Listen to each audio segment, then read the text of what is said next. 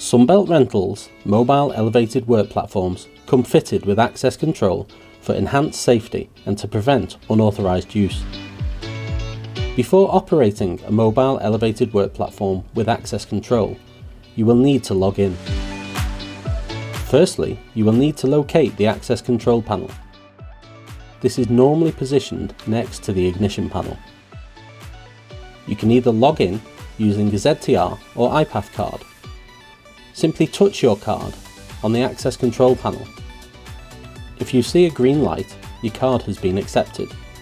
You will then be logged in.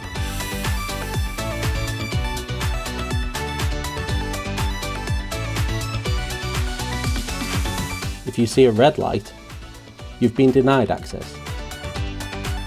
Or you can use a PIN number. This is entered into the access control panel using the keypad. When leaving the machine, always remember to log off. To do this, just press the red cross on the keypad and push the e-stop in. When the green light goes out, you are logged out. If you wish to use access control, you'll need to request it be activated when hiring powered access equipment. If you experience any problems using access control, please contact accesscontrol@sunbeltrentals.co.uk.